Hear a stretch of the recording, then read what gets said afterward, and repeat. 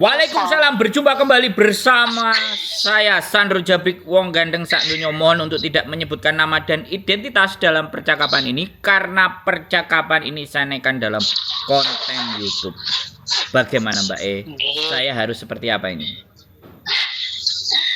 Mau tanya yang jelasnya gimana gitu kan. Gini, saya ada bercerita toh. Saya kan baru masuk majikan 7 bulan ini. Tahu-tahu nenek sama kakek yang saya jaga itu meninggal gitu. Jadi baru semalam majikan bilang saya boleh cari majikan lain gitu. Terus ini kira-kira saya pengen tahu apa aja yang saya dapat kalau saya keluar dari rumah ini gitu. Karena semalam saya udah digaji, bulan ini digaji kan, tanggal 1 digaji. Terus saya disuruh tanggal 14 keluar gitu. Udah gitu juga nggak ada gimana-gimana. Oke. Saya juga, iya. Terus? Soalnya gini, dia suruh, kan yang saya datangkan majikan saya anaknya yang nomor 1 ini. Nah, jadi dia nyuruh saya tanggal 14 keluar itu. Kira-kira saya udah diputus kontrak atau masih sama dia ya? Saya kok nggak jelas gitu, dia nggak ngomong gimana-gimana. Cuma gitu. Gimana ya Mas? Sudah selesai ceritanya? Sudah habis? Sudah. Nanti kalau ada pertanyaan lagi nunggu saya selesai ngomong ya. Oke. Kita gantian. Oke. Jadi kalau yang tanda tangan bukan yang meninggal atau anaknya, ya sebenarnya semen itu terhitungnya di intermenit. Tapi bisa diberikan ampunan difiniskan kalau ada lampiran surat kematian yang sampean jaga. Karena di dalam kontrak itu kan ada biasanya tulisannya jaga bobo, jaga kungkung. Nah, salah satunya yang meninggal atau dua-duanya meninggal atau apa, sehingga kan sampean nggak perlu ada kerjaan lagi karena yang sampean jaga kan itu. Nah, kalau sampean bisa dapat surat kematian yang meminta sama majikan, itu boleh, artinya sampean bisa ganti majikan menurut saya loh ya, ini menurut saya. Kalau nanti menurut orang lain kan saya nggak ngerti. Menurut saya sampean masih bisa ganti majikan tanpa keluar Hongkong. Itu satu. Hak sampean ya gaji, ya sampai terhitung tanggal 14 dari gajian ke tanggal 14 itu ada sisa berapa hari, ya itu harus dibayarkan. Terus yang kedua, karena 7 bulan itu ada cuti juga terhitung sudah, tapi nggak tahu sehari apa 2 hari. Puyan berapa hari? 7 bulan. Hitungannya.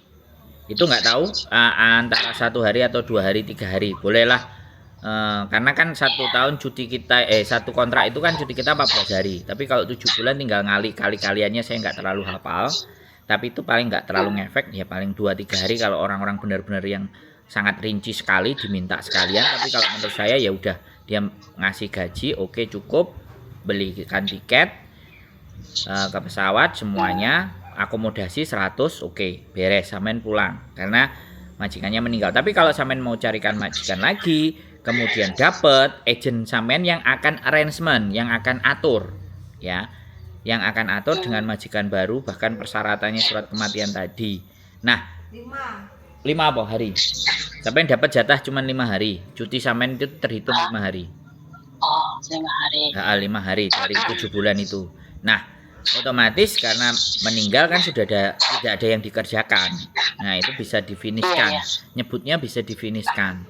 Nah, kalau nanti ternyata sampean dapat majikan baru dan sampean ngomong sama majikan ternyata saya boleh cari majikan baru, seandainya saya dapat majikan baru, boleh nggak tiketnya nanti diganti uang saja? Itu sampean boleh nego. Kalau seandainya sampean mau cari majikan baru dan sudah misalnya deal atau tanda tangan, baru nyampaikan. Sebelumnya sampean sampaikan dulu, aku keluar tanggal 14 oke. Aku boleh kan cari majikan baru, supaya aku dapat majikan baru, aku syaratnya bisa nggak kamu kasih kopian aja surat meninggalnya Bobo atau Kungkung. Nah, supaya saya bisa dapat majikan baru tanpa harus pulang ke Indonesia.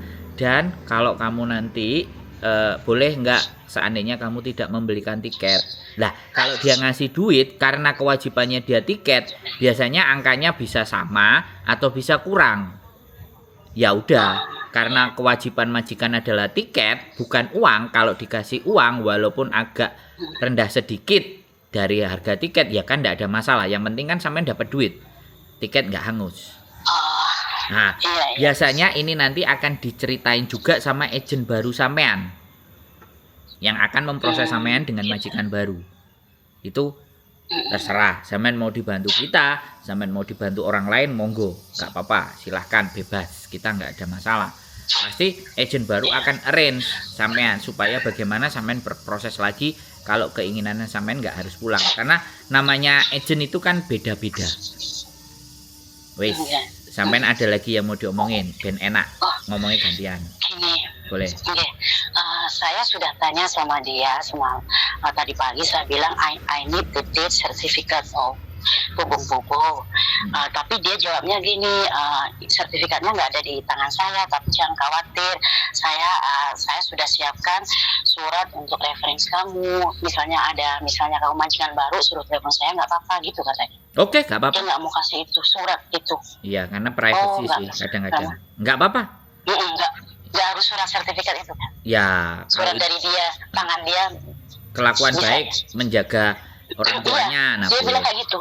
Boleh. Dia bilang kayak gitu semalam waktu saya didudukkan sama dia bilang, nanti saya akan kasih tahu majikan baru kamu kalau kamu tuh dengan hati jagain orang tua saya gitu kan. Dia bilang kayak gitu, nggak masalah ya, nggak harus surat itu toh. Ya, karena kan kita nggak bisa maksa meminta ke dia, walaupun sebenarnya itu bagian dari kesaktiannya sampean, tapi ya oke lah. Kalau dia kasih referensi, ya nanti tinggal agent barunya yang arrange supaya visa sampean turun nanti lah, karena saya nggak ngerti ya sampean mau sama siapa nanti kan, tapi saya hanya memprediksi, kecuali nek sampean sama kita ya kita akan berjuang, tapi kalau misalnya sama yang lain kan aku nggak ngerti apakah mereka akan menghandle sampean supaya bisa ganti majikan tanpa harus pulang Indonesia atau tidak. Itu karena kemampuan agent masing-masing. Ya nggak apa-apa, boleh, karena memang surat kadang-kadang namanya Hongkong ini kan surat sesuatu yang sifatnya pribadi itu tidak segampang itu diberikan sama orang. Bisa dipahami kan? Iya. Wes ini tergantung agent sampean yang baru dalam ngerange. Nah, sampean juga sudah mulai cari-cari. Kalau 14, nah ini masih tinggal 2 minggu lagi. Ya, silahkan dikondisikan. Karena keputusan dari agent baru sampean nantilah yang setidaknya apakah bisa membantu prosesnya sampean tanpa pulang Indonesia. Gitu ceritanya, Mbak. Gini Mas, kan saya intinya dia masih dalam omongan. Jadi itu dia terminate saya, itu surat belum ke imigrasi toh. Berarti saya masih ada kontrak sama dia, tapi dia suruh saya keluar tanggal 14, keluar rumah ini, intinya kayak gitu. Intinya saya masih ada kesempatan, ada waktu toh. Ya iya masih ada waktu, tapi kan bisa jadi suratnya udah ditulis, udah dikirim ke imigrasi. Kan kita nggak ngerti sama agent. Karena saya nggak ngerti sampean sudah tanda tangan terminate kontrak apa belum. Kalau sampean sudah menandatangani itu semuanya, nah sampean harus minta. Saya belum tanda tangan apapun belum tanda tangan saya. Sampean harus minta itu nanti, selain referensi letter, bener itu majikannya ngerti dia. Reference letter, iya, ngerti. Terus terminate kontrak juga sampean harus pegang itu kopiannya untuk mencari kemajikan baru. Kan selama ini saya punya kontrak kerja ada di tangan bos, saya nggak pegang, jadi saya cuma paspor aja, jadi nggak tahu apa-apa. Semalam dia baru ngomong kalau ini karena kamu nanti udah nggak ada kerjaan, jadi ya suruh saya cari majikan baru. Saya harap kamu bisa cepatnya, kalau misalnya majikan baru mau telepon saya, silahkan, saya nanti akan rekomendasi kamu baik, jaga dengan hati orang tua saya gitu. Oke. Berarti saya intinya ada waktu ya. Mas? Artinya sama disuruh cari majikan gitu baru segera. Sebelum dia mutus, tapi dia sudah kasih tahu 14. Kan berarti kan majikan sampean ini baik gitu loh. Ya baik, alhamdulillah baik dia. Nah, makanya sampean segera gitu cari agent untuk dapat majikan baru biar sampean nggak mumet dan nggak kepikiran. Iya. Oke, sudah makasih jelas. Mas, nah, jelas deh. Terima kasih, nanti saya tak main-main ke tempat jenengan, oke? Tapi kebetulan saya baru 14 Maret. Pas bisa sampai habis, saya lagi di Indonesia soalnya. Oh, di Indonesia. Nah, tapi kalau sampean mau, kita bisa arahkan ketemu sama siapa di mana, dan tetap dalam pantauan dan jangkauan kami, nggak ada masalah. Boleh, monggo, Oh, oke. bisa. Wis bebas. Makasih ya Mas Nggih, atas bantuannya. siap. Ya, nanti saya akan hubungi lagi, oke? Makasih. Siap, Makasih sehat sehat terus ya selalu. Mas. Yo, Oke, bye-bye. bye-bye.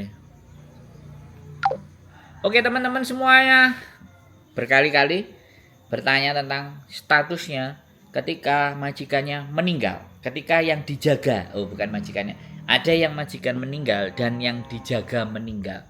Nah inilah ya, senangnya saya dengan peraturan di Hong Kong itu ini gitu loh.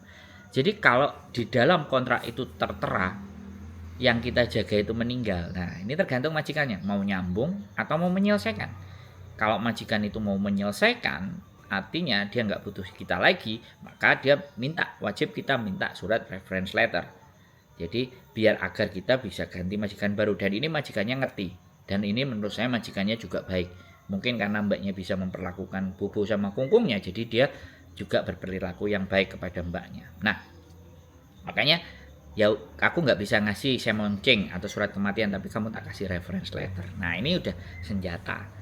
Tapi setidaknya kan di dalam kontraknya dia itu kalau tertera nama Kungkung dan Bobonya itu sebuah senjata yang jangan sampai dilupakan.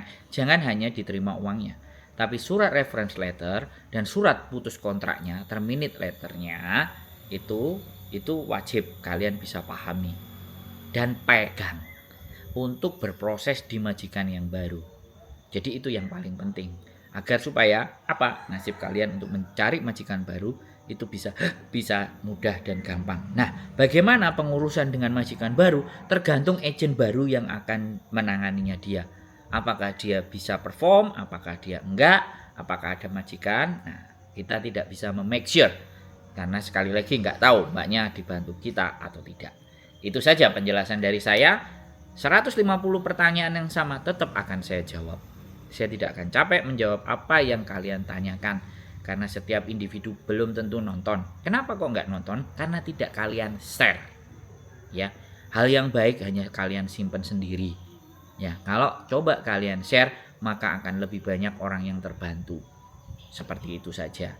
Karena untuk nge-share hal yang baik itu biasanya berat. Tapi kalau nge-share tentang keburukannya orang lain, itu biasanya paling cepat. Bad news is good news. Marilah hari ini kita coba belajar untuk menyampaikan atau nge-share informasi-informasi yang bernilai dan bermanfaat. Keep stay tune my YouTube channel and see you next video.